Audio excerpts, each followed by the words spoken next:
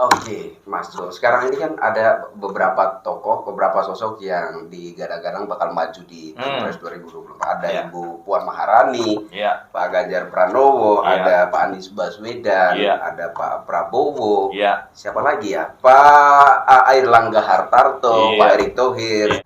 Kira-kira ini menurut pandangan pribadinya Iya. Mas Jo sendiri, siapa di antara sosok-sosok ini yang paling mempunyai peluang untuk maju atau paling berpotensi untuk Iya. nantinya memimpin bangsa kita? Saya pikir Anies akan menang.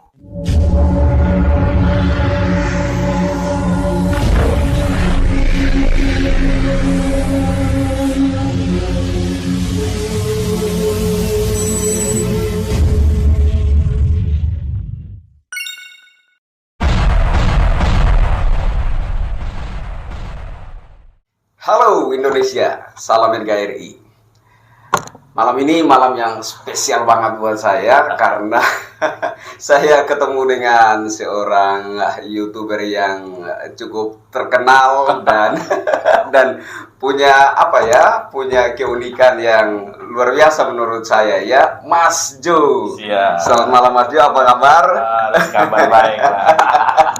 Akhirnya ketemu ya. Iya, ini satu hal yang menurut saya nggak terfikirkan sebelumnya ya. Iya. Saya dari kampung. Sama. Kampung juga saya. Kampung rambutan. Oh begitu. Iya. Jadi malam ini saya ingin mengajak Mas Jo bincang-bincang tentang siapa pantas pimpin Indonesia 2024. Luar biasa. Nah, tapi sebelumnya ini materinya terlalu berat. Tapi sebelumnya saya ingin nanya-nanya sedikit dulu sama Mas iya. Jo. Kira-kira seperti apa pengalaman Mas Jo selama di YouTube ya, jadi YouTuber ya? Ada nggak pengalaman yang paling unik yang Mas Jo alami sejauh menjadi YouTuber? Oh, iya. Yang menjebloskan saya itu namanya Denny Sregar. Menjeblos. Ya. Jadi awalnya tuh 2012, 2013 tuh saya tuh cuma senang nulis aja buat teman-teman, nulis komedi, nulis satir gitu buat teman-teman yang suka konten gitu kan waktu itu. Nah, tahun 2012-2013 itu Denny Sregar tuh ngajak saya, "Yuk kita konten," katanya. Konten apaan? Di YouTube. Waktu itu kan YouTube belum terlalu ini kan. Men Denny nekat kan. Ya udah, akhirnya saya cuma nemenin. Ada kok, cari aja kanalnya Denny Sregar, itu ada YouTube kami berdua. Oh. Dari 2012-2013 kami sudah ngonten waktu itu. Lalu karena saya harus kerja, kemudian ngelarin kuliah berikutnya dan sebagainya, saya Oh, kejeda. masih kuliah sampai sekarang? Iya, waktu itu. Waktu Ya. itu. Oke. Sekarang udah S2 ya Mas? Udah selesai lah ya. Terus karena peta politik memerlukan pasukan tambahan, nah, saya diculik oleh Denny. Udah, lu mesti konten lagi. Bukan buzzer bayaran tapi Mas. Oh, enggak. Siapa yang mau bayar? Ya. Kalau saya berharap loh dibayar gitu. Oh, Mas. iya, Saya berharap kalau ada. Cuma sampai sekarang belum ada yang mau bayar. Gitu. Ya, Oke. kami semua kan kerja ya. Pada dasarnya saya punya kerjaan sendiri, saya profesional IT. Mas Denny juga penulis, pembuat film. Mas Eko juga punya usaha kayak Bang Ade adalah jadi dosen. masing-masing punya basic. Punya. Ini kan mengisi. Ada orang hobinya naik motor, mainan burung. Ada tuh mantan gubernur mainannya burung ada tuh. Kalau saya kan hobinya ya gini, sharing lah. Ya dari situlah kemudian kita konten keterusan sampai sekarang. Sampai sekarang. Terlanjur banyak musuh, hajar. Oke, sebelum kita masuk ke inti, kira-kira apa yang memotivasi Mas Jo sampai, kalau boleh saya katakan, senekat itu gitu? Mas Jo, Bang Denny, Mas Eko dan lain-lain. Apa yang menjadi motivasinya sampai senekat itu gitu? Begitu frontal itu ya. Sebenarnya sama mungkin ya, Bang Chris juga pasti mengalami, kita melihat, mendengar, menyaksikan sesuatu yang menurut saya nggak pas. Dari sisi misalnya kita itu NKRI, kita membela Bhinneka Tunggal Ika, kita pecandu toleransi, itu ada yang nggak pas di depan kita. Kalau kita diem, mungkin kita nggak terpengaruh, tapi kan sanak saudara bisa terpengaruh. Oleh karena itu kita speak up, kita bicara. Awal itu motivasinya seperti itu. Berarti nggak salah saya ketemu dengan Mas Jo. Sehati sejiwa seperjuangan. Pernah sejauh ini pernah ada ancaman?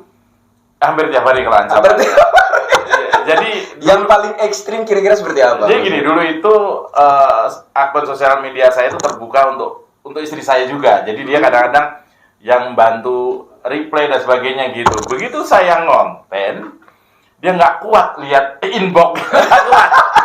Iya, betul. Jadi keluarga saya tuh, waduh, wah kok sekasar ini gitu. Tapi yang mengarah ke fisik mungkin ya mudah-mudahan tidak terjadi lagi seperti Mudah-mudahan Manado tidak ya. terjadi, Ya, sih, tapi ya. ya paling cuman ya rumah saya dilemparin sampah, pintu digedor-gedor. Pernah ya? Iya. Teror seperti itu pernah. Iya, berapa kali lah gitu. Tapi ya alhamdulillah kita bersyukur tidak sampai ke fight apa gitu. Oke, alhamdulillah, syukur astungkare. Oke, Mas Jo, kira-kira bagaimana bayangan Mas Jo untuk pesta politik 2024 yang akan datang? Kira-kira situasi yang pernah terjadi di Pilgub DKI, situasi menurut saya itu brutalitas yang pernah terjadi ya. Ada nggak potensi itu terulang kembali di pesta politik 2024 yang akan datang? Iya, sebenarnya sorry, ini kekhawatiran kita semua ya. Ya, Pilgub DKI itu kan tidak mudah, kita lupakan, tidak mudah ya, karena itu cikal bakal kita membenci seseorang bukan atas dasar kelakuan, tapi atas dasar identitasnya itu dipopulerkan pada saat itu. Dan saya agak terharu kalau ngomong itu ya. Kalau saya pikir 2024, kenapa kita harus berbicara sekarang, Bung? Karena kekhawatiran 2017 akan jadi gaya yang akan digunakan oleh 1-2 kelompok untuk memaksa, memenangkan atau menarik suara dengan cara-cara yang sama, yaitu politik identitas. Bisa jadi terjadi lagi 2024. Potensi itu ada. Potensi itu besar sekali. Ketika orang sudah, misalnya nih ada beberapa kandidat dan dia merasa saingan ini berat semua, nasionalis, pinter-pinter, dia nggak pede, bisa jadi dia akan melakukan hal yang sama. Kalah secara kualitas sehingga cara-cara kotor itu mungkin saja terjadi. Karena sudah pernah terbukti menang. Terbukti Itu. Oke. Jadi kekhawatiran saya tetap ada kalau saat itu. Jadi potensi situasi itu terulang kembali sangat terbuka. Inilah tugas kita untuk mengingatkan teman-teman semua di sana. Subscribernya Bung Kris yang luar biasa, 200.000 lebih itu. Ada rasa takut, Mas? Saya kalau takut udah lupa. Luar biasa. Jangan. Mungkin kita harus melupakan rasa takut kecuali kepada Tuhan Yang Maha Esa. Oke, demi bangsa kira-kira seperti itu ya. Dan kepada istri kita. Enggak, maksudnya takut berbuat salah kan wajar. Tapi kita tidak boleh takut manakala berhadapan dengan potensi-potensi politik identitas. Potensi-potensi kita dipecah belah hanya karena kita berbeda. Siap. Kita boleh takut, nggak boleh. Oke, Mas Jo. Sekarang ini kan ada beberapa tokoh, beberapa sosok yang digadang-gadang bakal maju di Pilpres 2024. Ada Ibu Puan Maharani, Pak Ganjar Pranowo, ada Pak Anies Baswedan, ada Pak Prabowo, siapa lagi ya? Pak Airlangga Hartarto, Pak Erick Thohir, dan beberapa lagi yang mungkin saya lupa ingat juga ya namanya ya.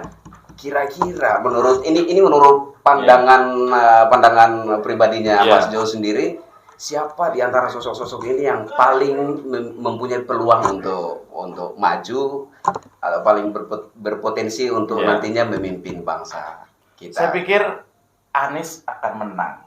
Kalau ini informasi yang mengejutkan buat saya kalau sampai Mas Jo punya pandangan seperti itu. Anies akan menang kalau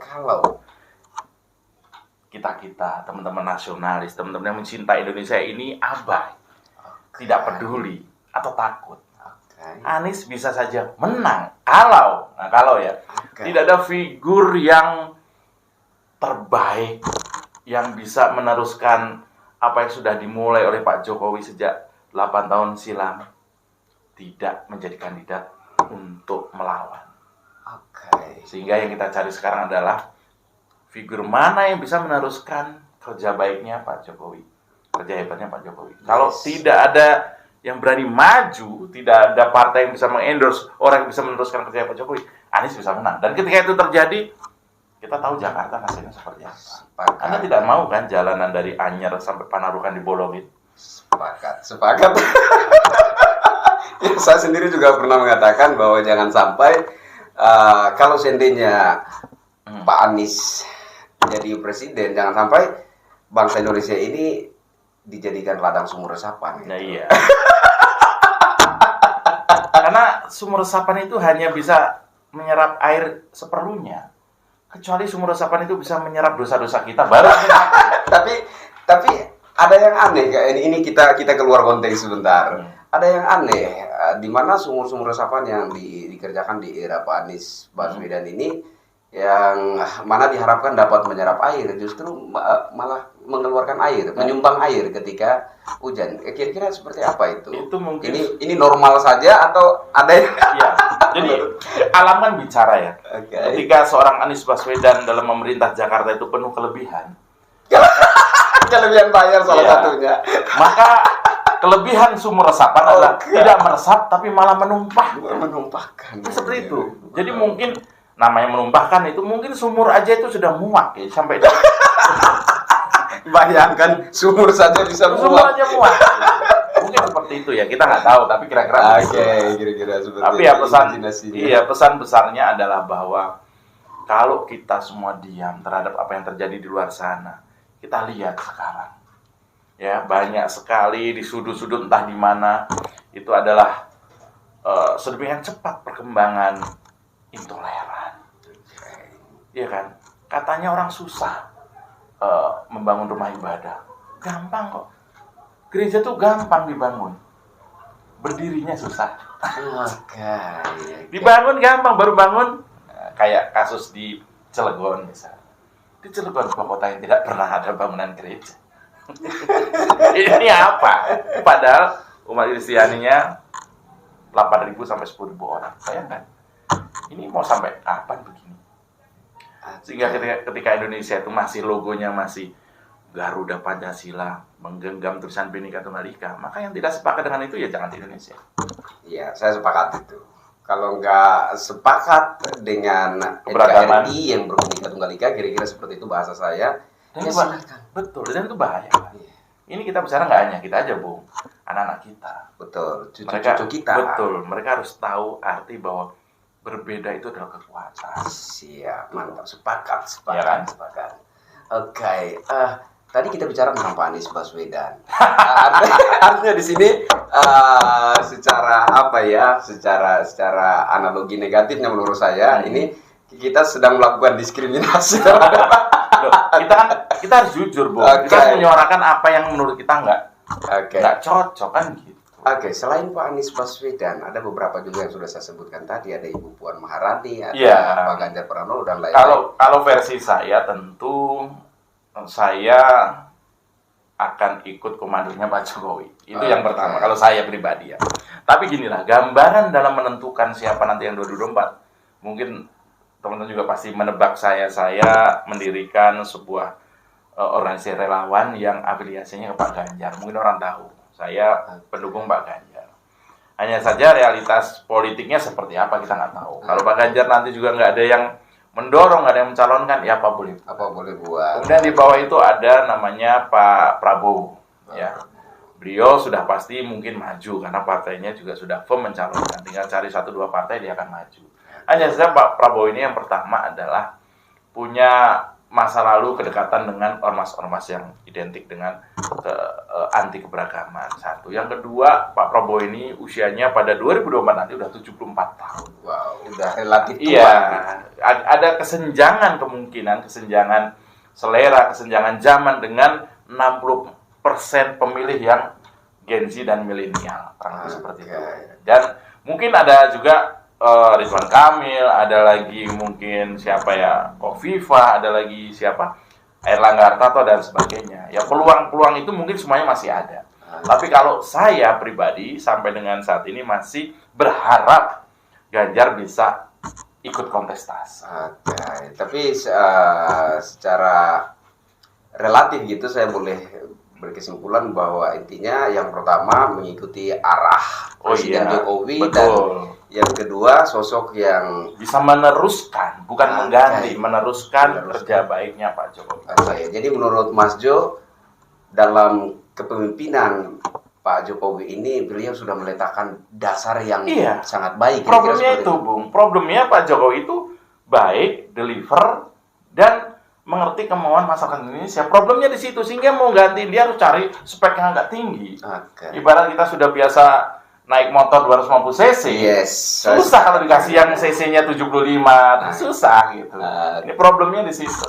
Pertanyaan terakhir, Mas Jo, bagaimana Ini nggak bisa 4 jam lagi ya, Pak? Bagaimana pandangan pribadinya Mas Jo terkait isu 3 periode? Iya, saya juga salah satu pendorong 3 periode tadinya. Sampai kemudian Pak Jokowi bilang stop. Ketika itu terjadi ya apa boleh buat, karena memang amin. Saya aminkan ya. Ya apa boleh buat, karena memang pertama Pak Jokowi tidak mau merubah undang-undang hanya untuk 3 periode, dan itu jelek. Dan saya dengar juga dalam wawancara terakhir dengan salah satu media besar, media luar negeri kemarin di TV, Pak Jokowi bilang bahwa 2024 dia akan selesai dan dia akan kembali ke Solo menjadi aktivis lingkungan dan sebagainya. Artinya peluang itu sudah Pak Jokowi sendiri sudah menutup. Boleh dikatakan tertutup. Betul. Dan sehingga yang kita lakukan adalah sesuai dengan pertanyaan Bung tadi, saya sepakat siapa yang akan meneruskan pada 2024. Tapi sungguh pun peluang itu sudah tertutup, katakanlah begitu. Tapi kalau sampai yang di atas berkehendak, itu lain soal lagi. Tapi itu pun akan berupa pemilu kan. Artinya bukan langsung tunjuk Pak Jokowi 3 periode.